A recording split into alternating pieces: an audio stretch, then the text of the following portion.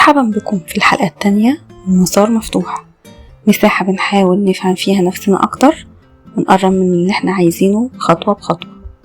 أنا مريم حسن. في حلقة النهاردة هنتكلم عن صوت مزعج جوانا بيقول أنا فاشل.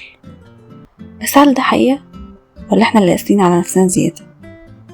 تعالوا نحط حد لجلد الذات ونفهم سوا ليه انت مش فاشل وليه لسه قدامك فرصة تبدأ من جديد.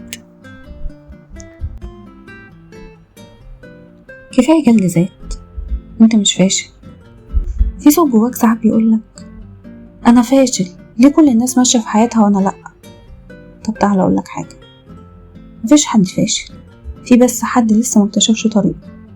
ما تقارنش نفسك بغيرك طول الوقت، خليك عندك قناعة ان كل واحد ليه طريقه وتوقيته ورحلته الخاصة. جلد الذات مش دافع، ده عائق.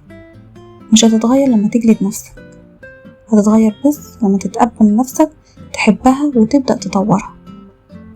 كل ما تحس انك واقف اسأل نفسك ايه الخطوة اللي اقدر اعملها دلوقتي. مش لازم تكون ضخمة، كفاية بس انها تكون صادقة. اقرأ كتاب، اتعلم لغة جديدة، اكتب فكرة. صدقني التغيرات الكبيرة دايما بتبدأ بحاجات بسيطة جدا. طب ايه الخطوات اللي اقدر اعملها عشان ابدأ اطور من نفسي؟ كتير منا بيسأل أبدأ منين وأطور نفسي إزاي، لكن اللي بيحصل إننا بنتفرج على فيديوهات ونسمع كلام كتير بس ما نتحركش. طب تعالى نبدأ من الآخر. مفيش وقت مثالي، في بس قرار ممكن تاخده دلوقتي يغير حياتك. بس قبل ما أطور من نفسي لازم أفهم نفسي الأول، إيه اللي بحبه، إيه اللي بكرهه، إيه اللي بيحمسني، إيه اللي بيوقعني. خد ورقة وقلم واكتب وكون صريح مع نفسك. مش لازم تبدأ بحاجة ضخمة، ابدأ بهدف بسيط. اقرأ 10 دقايق، امشي نص ساعة، مارس رياضة. المهم انك تبدأ بخطوة.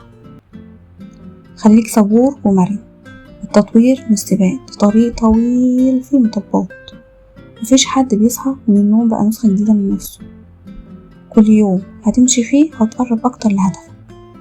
اختار بيئتك، ابعد عن الناس اللي بتحبطك وقرب من الناس اللي بيدعموك ويشجعوك. لو الناس حواليك بيسحبوك لتحت خليك لوحدك. كل يوم اكتب اللي بتعمله حتى لو حاجة بسيطة جدا. بعد اسبوع هتكتشف انك تغيرت اكتر من كنت متوقع. تطوير الذات مش رفاهية، دي مسؤولية. لو ما اشتغلتش على نفسك هتفضل واقف مكانك. انا مريم حسن ودي كانت حلقة النهاردة من بودكاست مسار مفتوح. لو عجبتك الحلقة شاركها مع حد بيحب يطور من نفسه وابدأوا الرحلة سوا.